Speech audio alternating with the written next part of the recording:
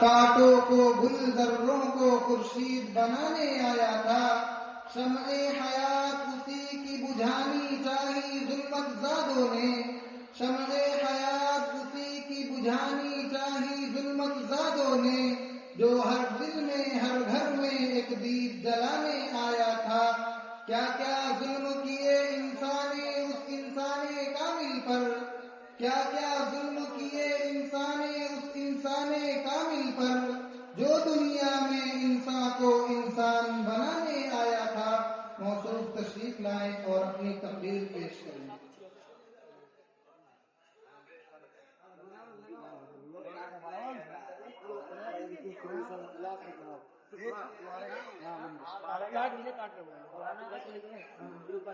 بسم الله الرحمن الرحيم وبه نستعين اما بعد۔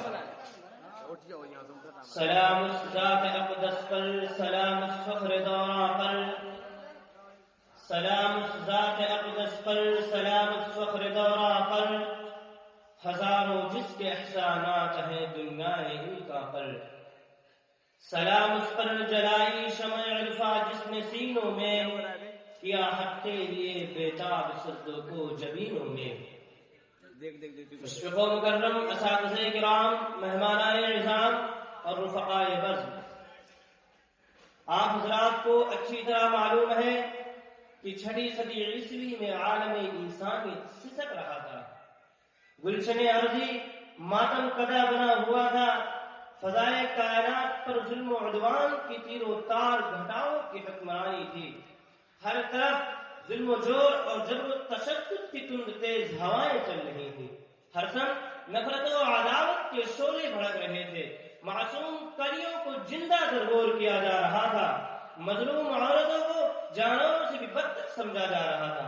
غرض ہے کہ انسان وحشی درندہ بن چکا تھا، انسانیت تباہی و بربادی کے آخری نشان تک پہنچ چکی تھی کہ اچانک رحمت خداوندی جوش میں آئی اور عرب کے تپتے ہوئے صحرا میں اس نبی امی کا ظہور ہوا جو سارے جہاں کا درد اپنے دل میں سمیٹے ہوئے تھا، جو خنجر چلے کسی پہ تڑپتے ہم امیر کا حقیقی مصداق تھا۔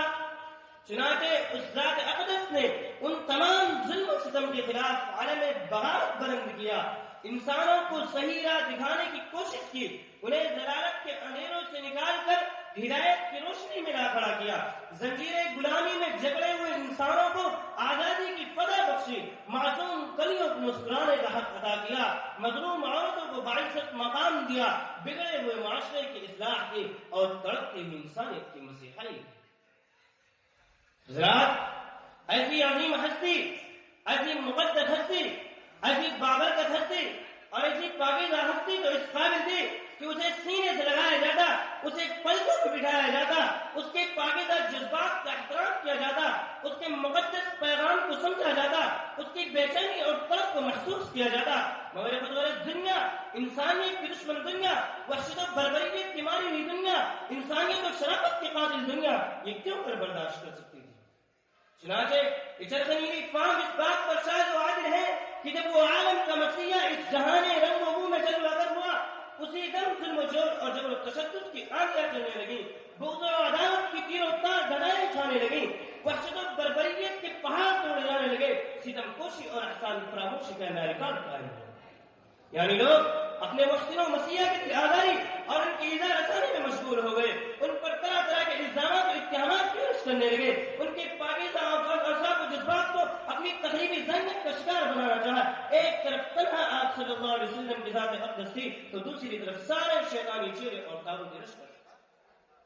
حضرات، اگر آج مجھ سے سوال کیا جائے کہ بتاؤ تاریخ انسانی کا سب سے بڑا ہمدرد اور سب سے بڑا غمخوار کون تھا، کس کے سینے میں سارے جہاں کا درد بھرا ہوا تھا، کس نے انسانیت کو حیات نو بخشی، تو میں کہوں گا جو نبی اکرم شفیع اعظم رحمت عالم صلی اللہ علیہ وسلم ہے۔